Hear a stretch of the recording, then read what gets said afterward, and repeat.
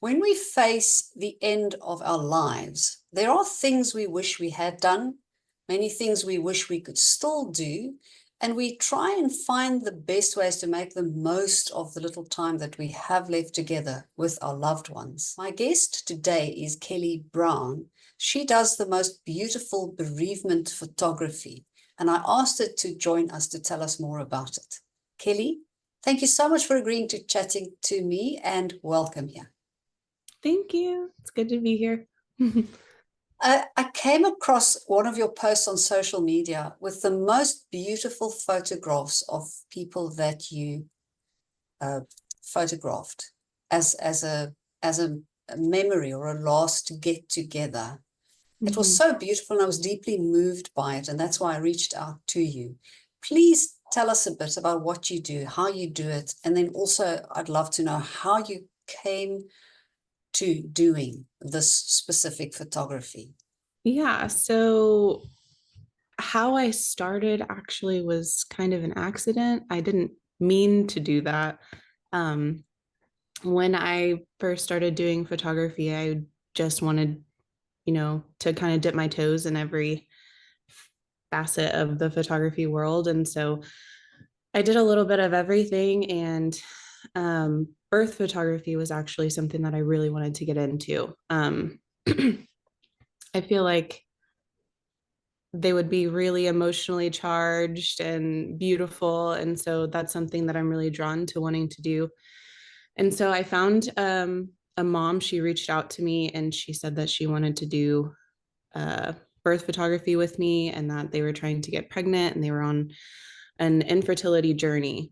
And so she finally got pregnant, and this time it stuck. And so she was really excited about it. And we planned to have like a meeting to go over her birth plan and everything, and then the meeting kind of was here, and then I didn't hear from her. And so I didn't want to reach out to her because I didn't want to be the reason why she remembered something awful was happening or Yeah. anything like that. And so um her friend actually reached out to me about 2 weeks after that, and she asked if I was still interested in doing it. And I was like, yeah, of course, I would love to. And she was like, okay, well, he's going to be born tonight. And I was like, okay. And she was like, he's going to be a stillborn. Do you still want to do that? And I was like, oh my gosh, like, I'm not going to say no, I can't say no. Like, I've Mm, never been through that personally, but I was just like, of course. mm, Um, and I still get emotional talking about it. So sorry. mm. Um, so I went in, and at 3 a.m., I went to the hospital and I took photos of baby Noah. And the whole time, I mean, I'd never done anything like that before. And I was worried. I'm a very emotional person. So I was just trying to figure out, what does professional look like in this moment? Like, how am I going to be professional, but also be empathetic to the situation? How am I going to be a good person to be in the room with her? And I don't know, it just happened. It was one of the most difficult things that I've ever done, but it was so easy. Once you're in that moment, your humanity just kind of takes over. And it was just really easy to comfort her and to talk about, baby Noah's nose and his little toes and all the things. And it was really hard, but beautiful. And her reaction to the photos is what, I mean, that's what brought me here. So um she has them all over her house. She's in love with them. I still get messages from her saying, like, thank you, all of her family, friends, stuff like that. And after that type of response, I realized why don't hospitals have this? Like, why is this not something that's hired on in birthing units? Why is this not in hospice centers and cancer centers? Like, Mm, this should be everywhere, because it's not just stillbirth that, is the end of life. There's mm, so many different types of deaths. And like, if you have time to plan for that, then, because you don't always know, but if you do, you should have this opportunity. Like, this is yes. something that I've realized after the first one, that wow, this is amazing for mental health. Like, the way it affects the family's ability to grieve Mm, is amazing. So that's kind of how I got started. And then I don't remember your other question. I'm mm, sorry. that's okay. Let's take a moment here because this is such a beautiful story. As I'm listening to you saying you are wondering how to be professional in this emotional situation, and what a profoundly emotional situation to find yourself in. Mm-hmm. And it's absolutely beautiful. I'm imagining how you instinctively just, I love what you said about your humanity just comes through, and Yeah. you're just being a human in that situation with all that loss and grief and that tremendous sadness, which is emotionally loaded but beautiful at the same time. It's such a precious time. Mm-hmm. And I absolutely agree with you. Why is this not a service that is offered Yeah. wherever anybody is in the end of life process? If we have the privilege of being able to plan for it, or we know it's coming, we can do something like this. Yes. What an amazing opportunity it isn't. Yeah. So it's interesting for me to note my reaction when you said she's got photographs all over her house and all of that. It's almost a foreign concept, because when Yeah. people die, we kind of put them aside and remove the remains and clear up everything, instead of holding on to the memories, or even taking photographs. Mm-hmm. I it's it's crazy because if you would have told me when I first picked up my camera that end of life photography was going to be my niche, I would be like, you're lying. Mm, I am not interested in that. I do not want to do that. My comfort level with death is probably similar to most people's. I'm uncomfortable with the thought of it. I don't love to go to funerals. When people die, it is earth-shatteringly devastating. It's not fun. It's not something that mentally I am just some anomaly and I'm able to just mm, compartmentalize and everything's fine. Like, I'm not that person, and most people aren't that person. But I think getting to have that experience with baby Noah really kind of molded like a whole new perspective, to where, I mean, she actually reached out to me and asked me afterwards, please post this, like, please mm, post some of these photos, tell his story. And at first I was like, no, like, these are very intimate, these are yours. I mm, didn't do that to shout it to the world. And so most of the end of life sessions that I do, I don't post. That's not really what they're for. I don't want to boast about what I've done or yes. anything. Mm, But I did end up posting them, and the way that she grieved was being able to keep his spirit alive.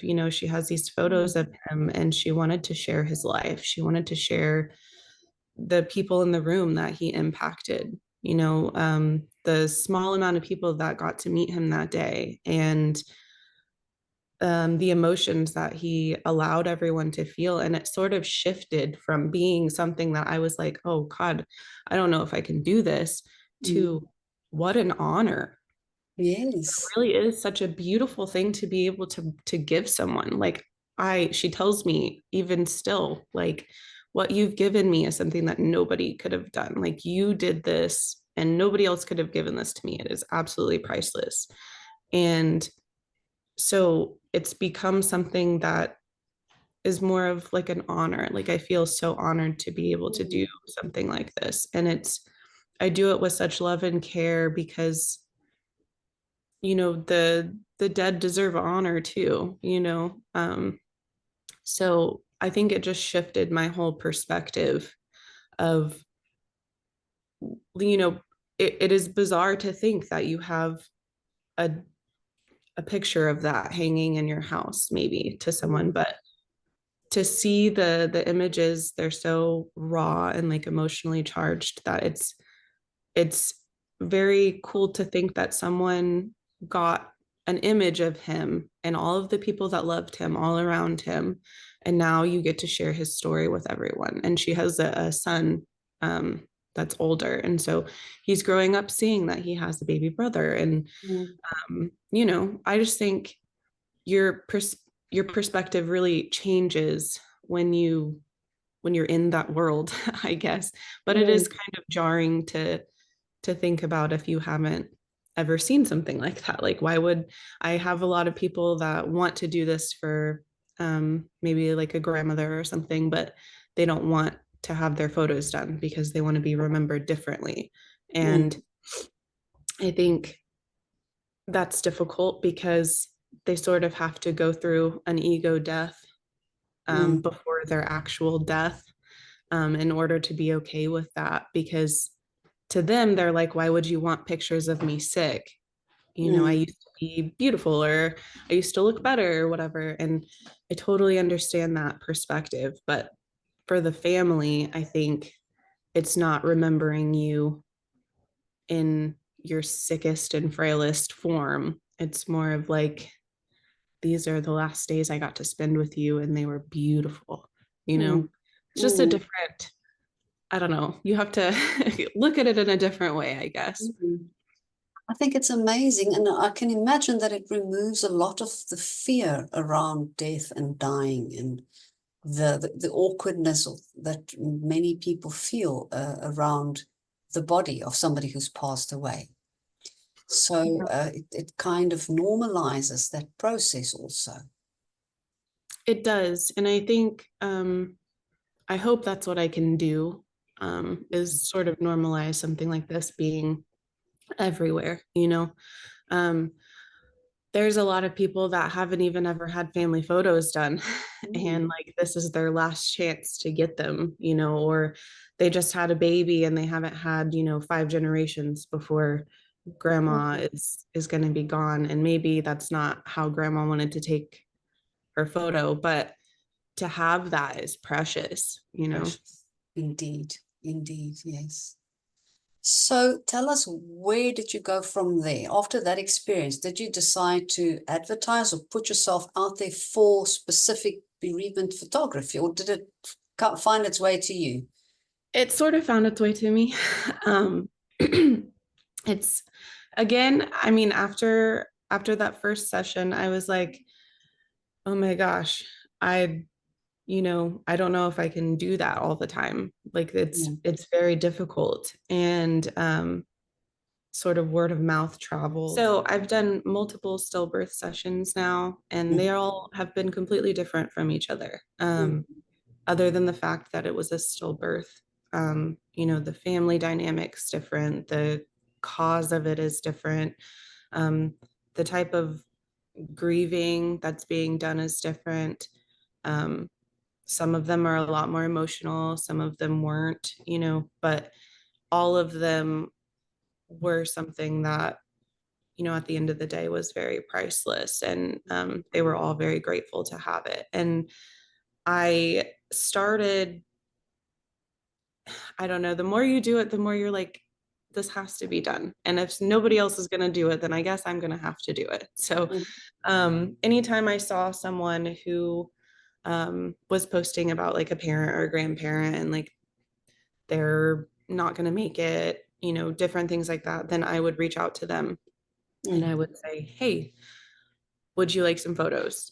And sometimes they're like, no, thank you. And I'm like, no problem. I just wanted to offer.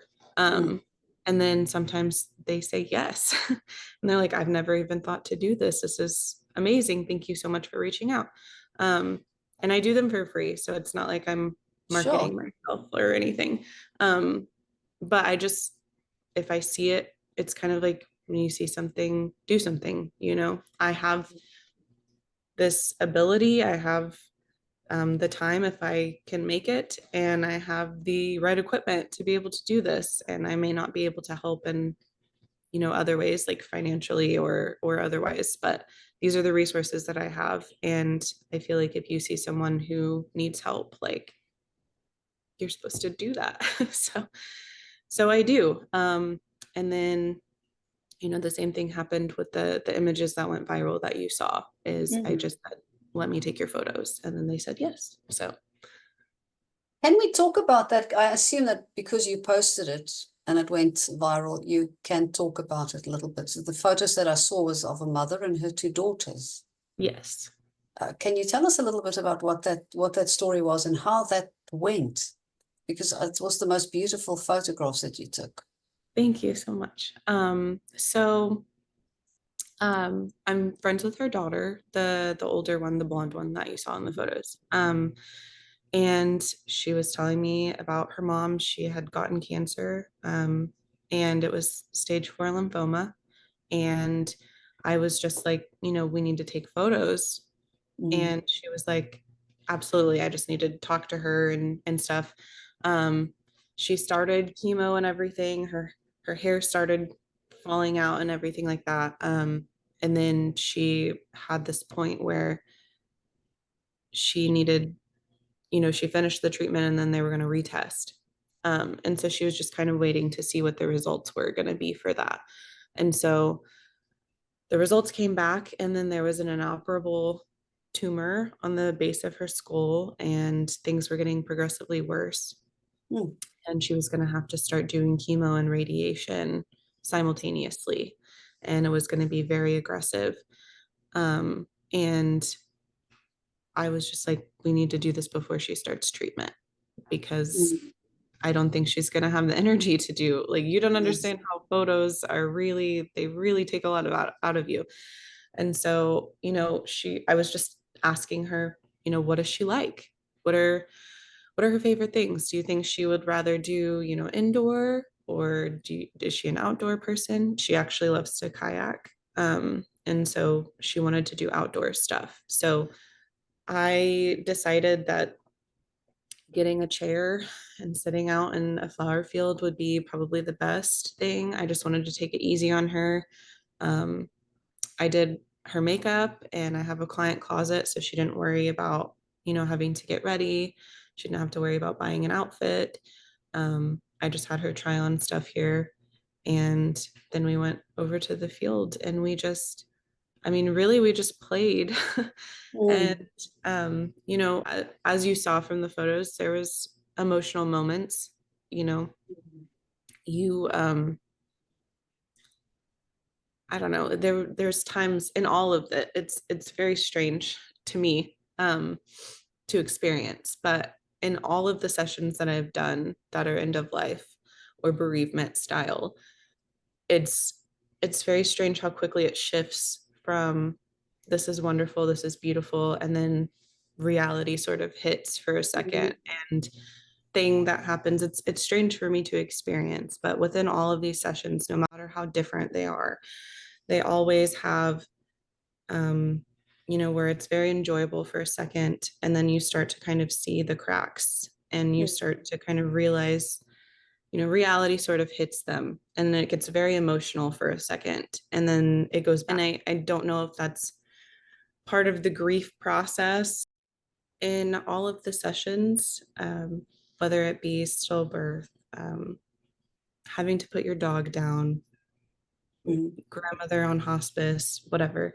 There, it all is the same type of like grief process where they're all enjoying the moment for a second. Everyone's laughing and having fun, um, talking about little toes, or um, sharing memories that they have with the people and stuff like that. And then all of a sudden, it sort of fractures, and they start to understand like the gravity of the situation, like reality sort of comes back mm, in, and it all becomes very emotional again. And it just keeps going kind of back and forth between those things. So that's exactly what you saw in those photos. They were laughing and having fun and being sweet and talking about, different memories and things like that. And then it shifted and mm, and got really emotional. And then it would go back and then get emotional. And um, I don't know, I guess that's just the process of accepting death. mm. I think And it would probably be this the photo session, the shooting session would probably also be a good catalyst for going through some of those yeah. emotions and help one along. I'm curious to know, Kelly, as the emotions fluctuate like this, do you photograph everything, or are there moments where you feel you'd rather just take a step back and not photograph, or do you have an agreement with the people that you photograph everything and then they'll choose among the photographs afterwards? How do So you? I don't give them like a photo return limit or anything. I don't let them choose. I just give them everything. And Okay. then whatever they don't want, they don't have to download. Mm-hmm. They just pick whatever they want out of it. I think I don't stop shooting. And that was one thing when I did my very first with baby Noah is I felt like I shouldn't be there. Like it was very intimate and it was very intense. The other ones that I've done, they had already given birth and already kind of come to terms with what was going on, while baby Noah had just been born. So Mm-hmm.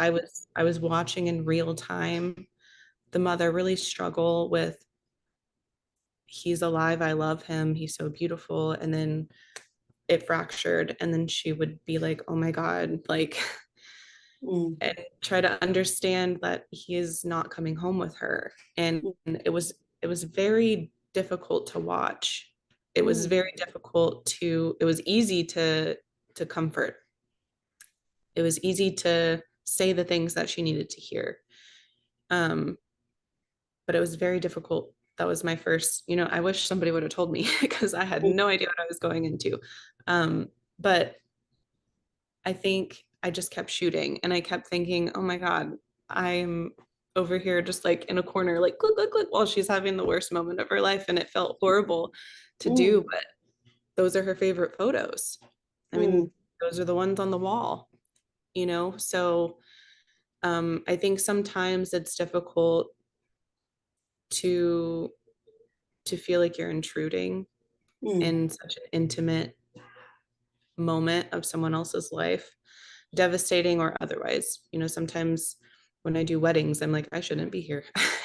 Mm-hmm. But it's intimacy is sometimes difficult, but those are the best photos. They're the most emotionally charged and raw photos, and you see them and you feel them.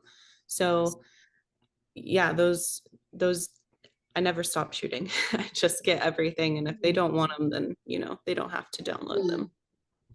It's almost as if it feels to me like a privilege to be there in the moment, to be able to capture it for somebody else. That Yeah, raw, that rawness, the grief, the loss, and everything that we feel when we go through those things. It's absolutely precious to be able to capture that in a photograph, that moment absolutely. of it. What an amazing thing that you do. And I can't believe that you do it for free. Are you taking the photographs for free? I'm doing everything for free. Mm-hmm. So, like Rebecca, the mom and her daughters, I did her makeup for free. Mm-hmm. My client closet, she had full access for free. The photos were free. Everything was free. I just don't think I can look at somebody who is, she was given 6 months to live, Mm-hmm. and I'm not going to be like, hey, here's my bill. This was fun. I just couldn't ever do that. And I haven't. Of course, a lot of them have, like, their families have tipped me and things like Mm-hmm. that, um, which is kind, but I don't ever expect that. But that is part of the reason why I'm trying to to create a nonprofit now, Hmm. so that I can do it and be compensated somewhat so I can pay my bills still. Yeah. Well, tell us about that. So Profit. it's still in the works of being filed and everything, but if everything goes the way I hope, then it will be the Rose Colored Lens Foundation. And I would like to have other photographers come in. I would train them because I wouldn't want them to go into the situation that I was in and have no idea what's about to happen, because it is Mm-hmm. very traumatic. Um, I also have already two, which isn't a lot, but it is when you're just starting out. Mm-hmm. But I have two already licensed professional grief counselors who are going to volunteer to Mm-hmm. help the people who are working with me, and then also to help the clients that we do get, Mm. which is amazing, and help the family with Yes. resources and things like that, which is, I mean, that was one of my biggest things starting this, was that Mm. was number one on my list. I needed to make sure I provided mental health services Yes. because this is a very heavy thing to do. I wanted Um, to ask you, what do you do to help yourself to regulate and not take on all that emotion if I you're empathetic? I would like to say I'm perfect and I do all of the right things, but honestly, I have kids and a life, and my photography business. I mean, I'm booked for the rest of the year, so I Wow. have no off days. So, Mm-hmm. and then I don't know if I'll be able to go back to school. I just finished my associate's degree and I'd like to continue on with my bachelor's, but I think I'm gonna have to wait until next semester because it's Mm-hmm. just too much.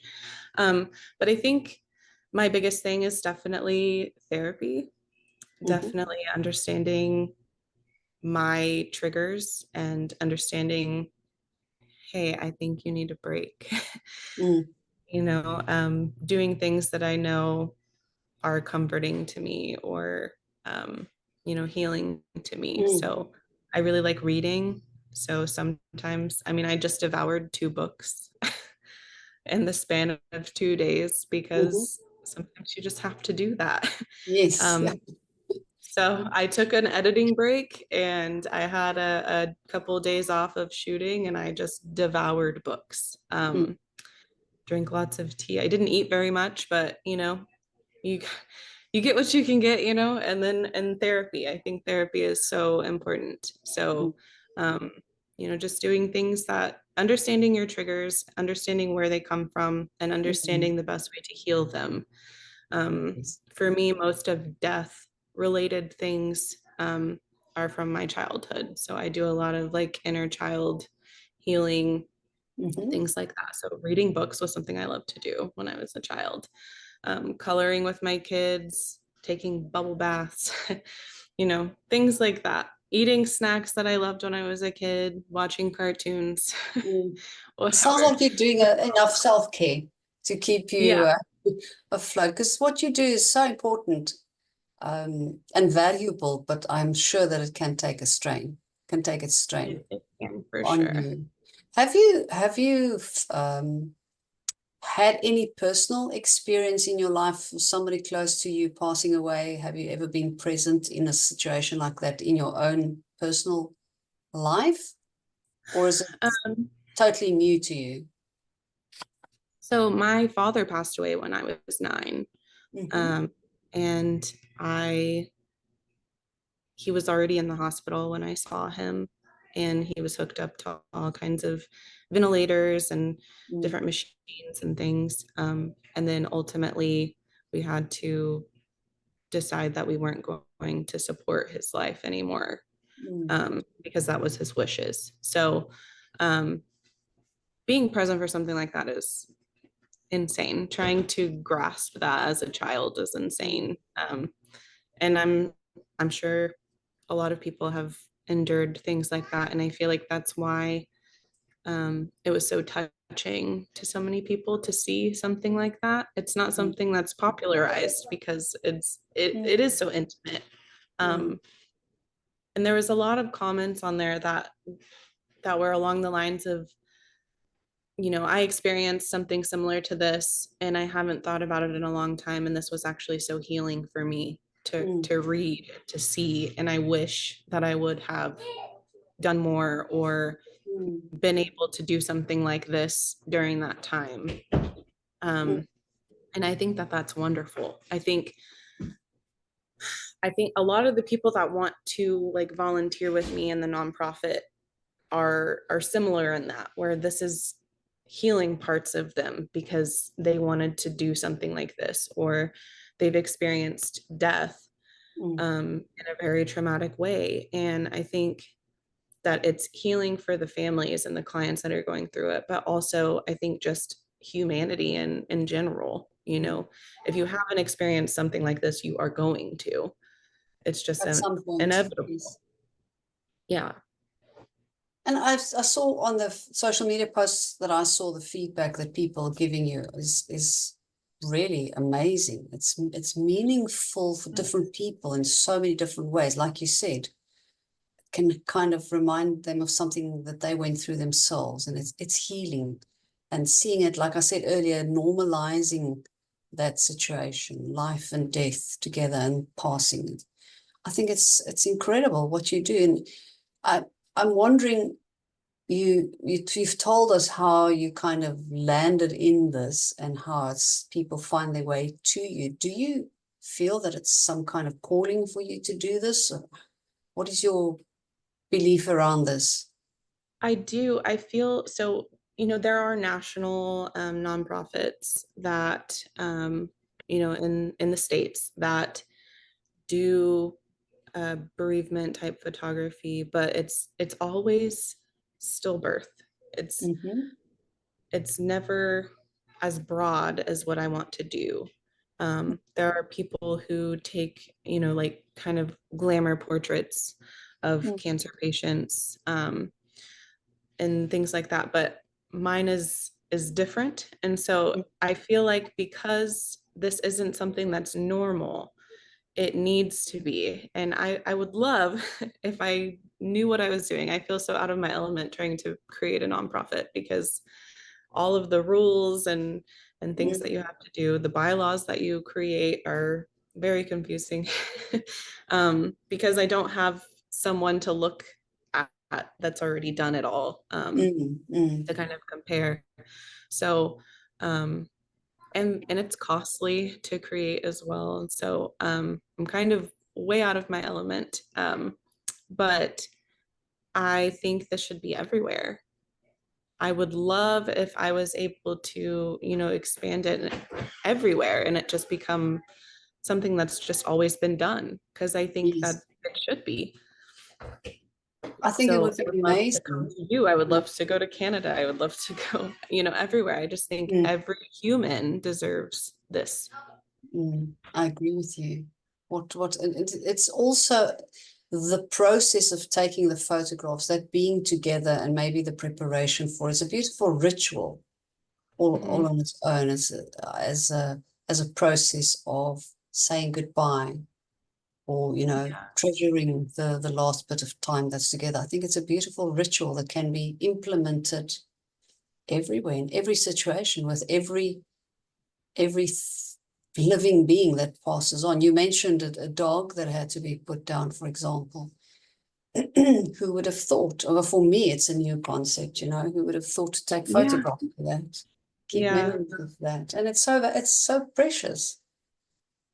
It is. Yeah. I call them love notes. Like that's what it feels like to me is like Mhm. they're leaving a love note to you. Yes. Because you get to have that experience. And even if it isn't, their dream photo session, we can get it as close as we can. And it's still something that you're able to leave your friends and your family and it's tangible to them. Like Mm. they can look at it forever and they can still, I mean, even when I edit them, I can relive everything that was Mm. happening. I hear the laughs and I remember the jokes and I remember the tears and the reasons why they were upset or whatever. And looking through them, it's literally you're just reliving the whole moment together. Mm. And I think it's difficult to do that if you don't have something to reference and experience. Mm. Um, so, and not everyone's going to journal every moment, you know? So, I think that's what makes photography so special, is that you can actually see it and feel it. Mm. Um, and then if you wanted to journal after that, then you have the whole experience all tied up into. Can, yes.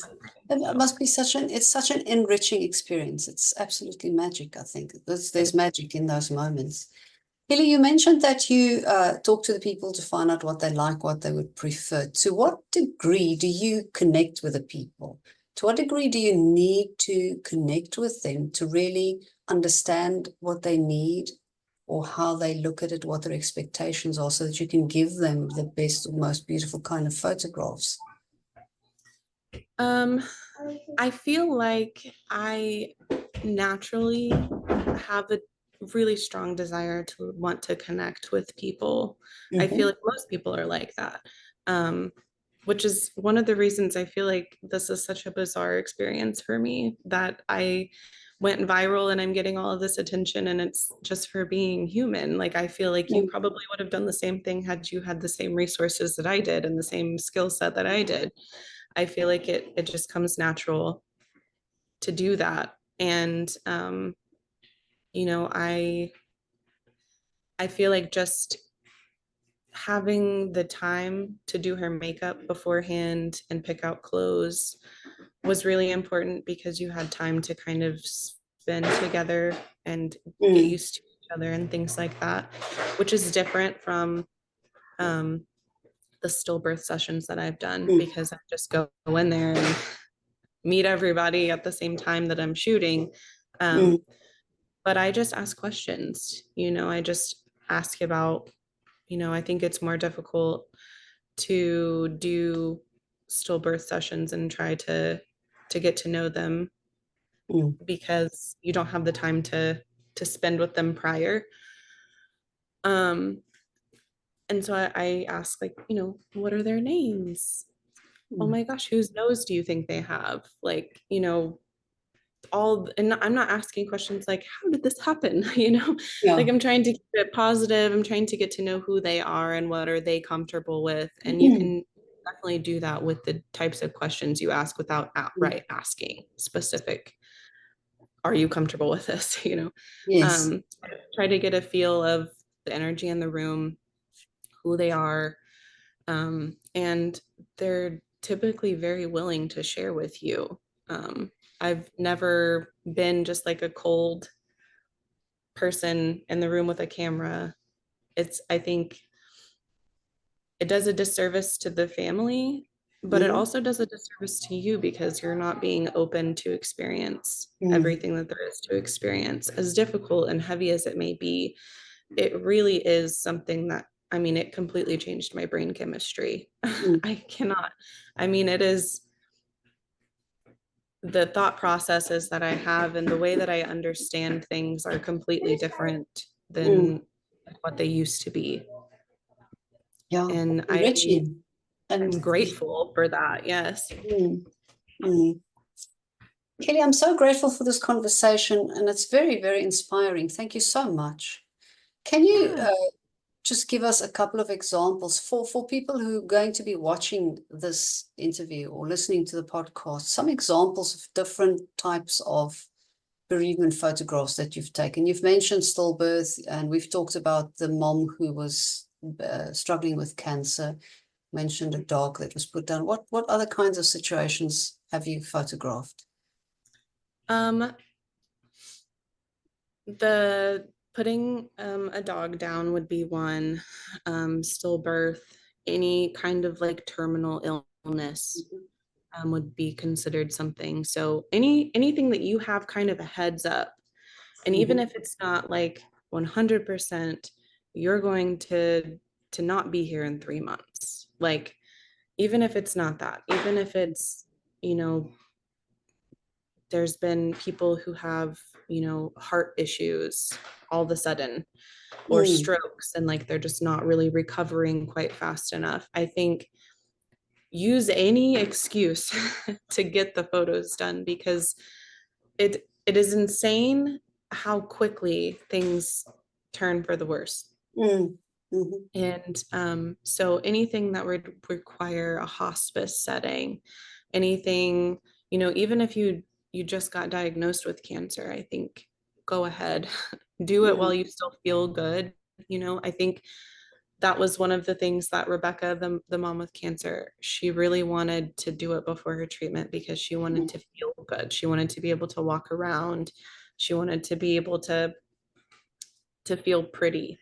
And she may wish she would have done it the first time she got diagnosed before her Mm. hair went, but she had a little hair that she had grown back. But um, any type of loss, any grieving Mm. process at all that you can think of. I mean, animals can be family. Just anytime anyone's health takes the turn, Mm. that I think you should do photos. And it doesn't have to And I be with think, me, obviously, but yeah, like just take them. yeah, Even if it's you just setting your camera up somewhere and taking them yourself, just do them. yeah. And I know for myself, it's something I often say, oh, we must get around to a photographer to have some professional photographs taken. And then literally years go by and you just never get around to it. So we end up just having what everybody's taking on their cell phones these days, because it's so rare to even have someone with a decent camera to take proper photographs. At most, we do that on special occasions. And yes, Yeah. there are so many um, moments that we need to capture. So yeah, Yes. I'm going to use this as inspiration for myself also to take more Good. photographs and be the Good. one, not always be the one behind the camera also. Hey, be in the photographs too. I have unfortunately taken very normal photos and then they ended up being the last of Mm. their lives. And so Mm. I think I think if anything, I hope this inspires change to normalize bereavement and end of life photography, but I Mm. also hope that this inspires people to just take pictures. Like Yes, it is, definitely, definitely. But yeah, I think taking bereavement photographs specifically for that purpose is an absolutely beautiful thing to do. What an honorable job. What a privilege to be in that situation, to be so close to people, because it's very intimate and very personal. And I think it it's must be a precious experience every time you do it. is for sure. I mean it doesn't pay a lot, Mm. but the what I get from it emotionally and Mm. mentally is, I mean, I couldn't even measure it. It's an honor. It really, Yeah. really is. And your photographs are absolutely beautiful. Thank you so much. Keely, thank you so much for your time, and I wish you all the best with your nonprofit. I hope that comes off the ground very soon and flies high. And I love what you said about getting some mental health support in there also. I can envision an organization where you're providing a circle within the sacred space that you're holding for people. It's absolutely beautiful. Thank you so much for sharing your story with us. Thanks for having me.